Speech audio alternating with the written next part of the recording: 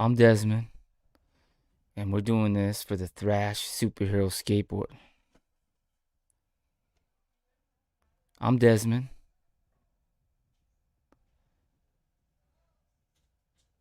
I'm Desmond, and here's some ideas for the superhero skateboarder Thrash.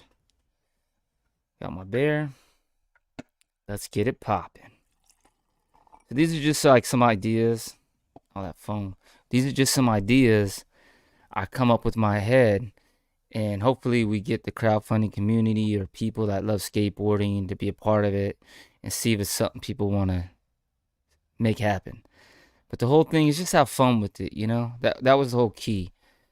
So like here's a song I did for the intro and stuff like that. Riding the walls, skating with iron balls, never fall no loss. Blazes on pass, breathe it in your face, he wears no mask. Go fast, shred with the hard concrete. Now the thing is, it doesn't have to be my song, my beat. I just did it because I love doing music, and that was a part of it. You know, we can, whatever we get that fits what it needs to be. You know. Now here we go with Peter Parker. See how he's jumping over buildings and stuff? Well, Thrash, he'll be tray flipping buildings, impossibles, you know, kick flips, wall riding, and then he'll be, you know, rolling through the neighborhood like in Hollywood with his boys and stuff. Cause that some of that shit was my favorite thing when I was younger, just skateboarding with my friends and having a good time. Like it was just like the freedom and I loved it. You know, I skate all night long. He'll be tray flipping over cars and shit. Benny Hannas, look, bam, Nollie Impossible that car. Now you see how he's dipping through the city. Like this is like East Coast, but I'm trying to make it more on the West Coast, and the reason being is there's a lot of East Coast superheroes already.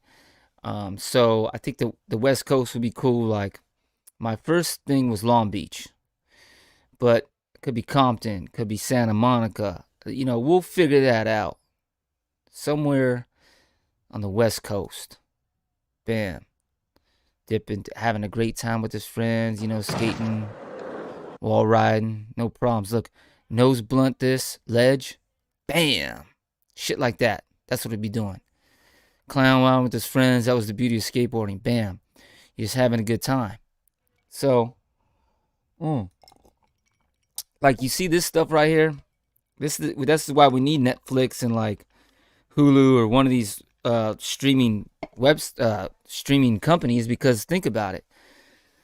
To get dope CGI, you got to do it. Now, we don't want too many sparks or anything like that because that's kind of, you know, a little corny. But we want it. He's a superhero. He's got to be doing some like off the wall crazy shit like that. Like, you know, that guy's not a real skateboarder though. That's the thing. That dude is. Olin from mid '90s by Jonah Hill. So he looks like he would be a dope ass Thrash. Not saying we can get him, but you can kind of see where my mind's going with this. Okay, dude. He can skate. He can act. He got style. See that? One day my mom just came home Tyshawn Jones. Was like, all you guys do is play video games. Now this dude right here could be a dope ass Thrash. Once again, he could be on a contract. He could not be interested. We don't know. But we got to give it a shot. Like, go outside. He's like, we don't have any money. What are we going to do? So my mom gave us $60 and we went and bought skateboards. He looks like the first Thrash. I lived in Jersey at that time. Then I moved back to the Bronx. And that really like shaped skateboarding for me because you learn so fast in New York. People running around, he was screaming, cars honking. I think that fast pace influences everything I do. I'm always thinking about what's next. A lot of people's downfall is they dwell on what they've already accomplished. The person who I am, I'm just like, all right, I did that. Like, how do I get to that next level? What's next? If I accomplish everything I wanted to accomplish in skateboarding, not saying I'm done with it. What other goals do I have? Skateboarding isn't my end goal. It's the first thing that people know me for, but it won't be the last. Yeah. Raleigh Hop, man. He looks like he'd be a dope ass Thrash too. Look at that, man. If we can't get these guys, we'll get somebody's like them. Now look, and there's no one like those guys, to be honest with you, but hey, we got to do something, right? Uma Thurman and Kill Bill, when she goes to visit Sonny Chiba, you see how she's like looking at these swords and stuff? What I was thinking in my mind, he's in the skate shop. He goes to the basement. And who's there? Steve Caballero. Hey, this is Steve Caballero. And he got the boards. You see, I got all the boards, but that's like, you know, Sonny Chiba having the swords. So he would be like, so Thrash would be down there in the basement, and he'd be looking at all the boards, mesmerized, because he's like, all these like legends skated these boards and stuff like that, you know, like maybe some old Tony Hawk boards, or, you know, however we do it.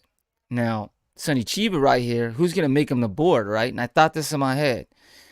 There's a couple of people, but one person was really inside of my brain at this point. And it was this dude right Tony, here. when he made the Rodney 900, Mullen. he just blasted off. The guy's a genius, and he fucking invented most of the tricks people do today. So, man, if Rodney Mullen would give Thrash the board, that shit would be the shit, okay? Bam. So he'd be giving him the board. He made the whole board, like. See, when Sonny Chiba gave it to her, it was to destroy her enemies. And so would, you know, our character.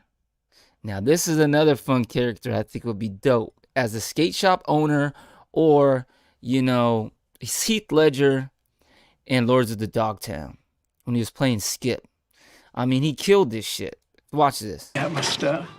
Yeah. Hi. Yeah. This isn't a library, so it's $10 to browse. You got $10? Didn't bring any money today. Yeah, why'd you come into my store then, asshole? Like, who would we want to play that? Well, I was thinking the one, the only Tony Hawk. What's up? It's Tony Hawk, and now the crazy thing about it is maybe he doesn't want to play that guy. Or maybe he doesn't want to mess with it at all. Maybe he does. Who knows? But he could be the dude who gives Thrash the board. And Rodney Mullen could play the shop owner. Or Rodney Mullen could be some dude on the streets that kind of people just see randomly. They think he's like homeless, but he's not. He's a genius dude who he's like the best skateboarder around. He's doing all these crazy tricks and shit. And he's like, Thrash just finds him and discovers him. However we do that. But like, look at these guys together, this guy man. Here is the godfather of all modern skateboarding tricks. This is Rodney Mullen. It's so It's natural. funny because you and I used to bounce tricks off of each other, right? And I remember you watched me do an airwalk, and then you're like, oh, I gotta learn that. And then you go and do it on the flat. And likewise, when I would do a trick and then see you do it invert, like finger flips, Oh, yeah. and I would just He like, go do oh my god, he's doing that in pools, Yeah. and I'm having problems on the ground doing some other 180, like wake up, and it would be so inspiring for me. You know? Well, they're both inspiring to me because together it's like the dynamic duo. You know what I mean? So, The apex you know, of Tony skating Hawk in the movie was Back to the Future. would be dope for That this. inspired a whole generation of kids Like to start really. skating. Fascinating devices. Now, see, this is funny, man. I don't know, but I thought it would be cool. Remember Doc in Back to the Future, if you ever seen it? Maybe Tony Hawk could act like Doc. You know, look, we're not going to basically try to be like these other people. That's not what I'm getting at. I'm just giving ideas of like, I like the quirkiness. I like the character in these people. And what you do is you take from the greats and you blend it in your own way. You flip it up, you know, and once it becomes a signature of your own, I believe that's when you use it. If it looks too similar to these other people's stuff, then you just don't do it. Listen, Doc. Or maybe don't do it at all. Just something. Brainstorming. Release. Yeah, that's the best. Release. He's like, I had a grandpa who looked just like him, man. Didn't act like him, but you know what I mean? Out of the time. Oh yeah, if dude right our here. lives are the worst. But I think if you looked at anybody else's closet, you wouldn't trade your Miguel, shit for their shit. he's in mid-90s. So that I was thinking that would be Thrash's best friend. You submit a song to. So these are my boys, Big Roz and Icon, man. They had some ideas. They've been working with me on it. Too. That as an investment. You know, you can do a money investment, you can do song investments for the soundtrack. What would you see making a soundtrack before we launch for the, crowdfunding, right? So like we could just get together with people and they submit their songs and we have a soundtrack that we can sell to gather the money to make the stream reality. That's just one of the ideas. Tell people, why they would want to be involved in this. Because I feel like it's the start of something new that's going to be around for a very long time. You know what I'm saying? You got your Batmans, you got your Spider-Mans, you got these superheroes that have been around for generations and generations, and not really too many heroes represent a minority, you know what I mean? And don't get me wrong, like, I fuck with Batman and Spider-Man and all these different heroes and stuff, but we need representation, more diversity. We need the younger generation to understand that, heroes come in every shape, form, and fashion, you know what I'm saying? Like, true. Every hero don't wear a cape, you know what I mean? So, I feel like a lot of people will want to be a part of this, knowing that this is something that's going to create a legacy and not just be a fly-by-night type of deal.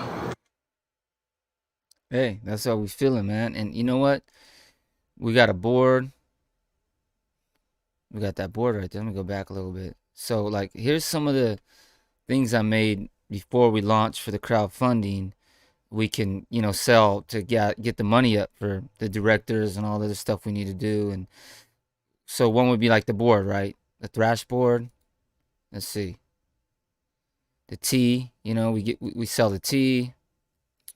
This would be the comic book, the digital version. Also, I made the hard copy version so they can get that. They can get stickers.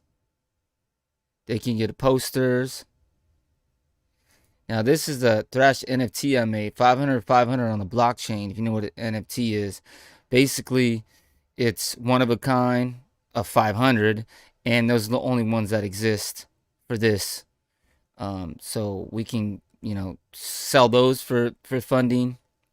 Let's see. Oh, this is another thing I was thinking. So the Thrash credits for ideas and possible extras. Let's say series extras. Let's say this did what happened. This did work out. Like, so all the people helping out, they can get credits. Like if they come up with different ideas, like John Doe, whatever, right? He came up with like that idea or that idea. So we just put him in the credits in the beginning or the ending. Like it just rolls. And another thing is if they're big on it, they really want to make this happen. If it does work out, right? We put him as a extra in the series. They're in the background, like looking at some shit or whatever the hell. You know what I mean? Like there's just a part of it. So here it is again. This is another thing with the intro I had an idea for. Right before the series starts every time, like this girl right here, DJ, see it? Yeah, Lady Style. She's super fucking sick. She did a tribute to the Wu-Tang Clan. It was like so amazing, right? Remixing all their stuff. And I thought to myself, if we did get the RZA, then she would be in the intro while the cameras are spinning like around in a circle and she's DJing an all black room or all like, white room, and it's like she's mixing in the Wu-Tang Clan like stuff, right? That's if we got the RZA or we got the rights or have that happen. If we can't, get her or we can't get the RZA or something like that. We'll figure it out. But that's just an idea for the intro. Be dope with some like, 90s hip hop going on. Brash, riding the walls, skating with iron balls, never fall no loss. Blazes on path, 3D in your face, spinning around. No mask, go fast, shred through the hard concrete. She be wearing that same outfit right there. That shit's dope. Skateboard glued to his feet. Life hasn't been so sweet. The yellow and the black. Wu-Tang Killer Bees. Like a broken bone. Electric chaos when he enters the zone. His thoughts are dark. The whole city's a skate park. Long Beach, California. He goes hard. Benny Hannas and kickflips over cars. You can see it in the stars. Thrash, smash, and bail. Get back up. Tray flip that rail. So, if anybody wants to hit me up about anything, thrashseries@gmail.com, and let's just have fun with it, man. One of the things I wanted to end this with was, with skateboarding and the freedom and what I loved about it was that I came from a certain type of place. And a lot of skateboarders in those days, same thing. They came from broken homes, okay? And when you got on your skateboard and you went out and it was freedom and you have this feeling come over you, forget everything that was going on where you lived and whatnot. And, you meet all these people from all these different places that love to do it too, right? And like, they were kind of like you in a way. It was weird. It was like this whole thing. And this is before all the internet and stuff. So you kind of had to like create your own style.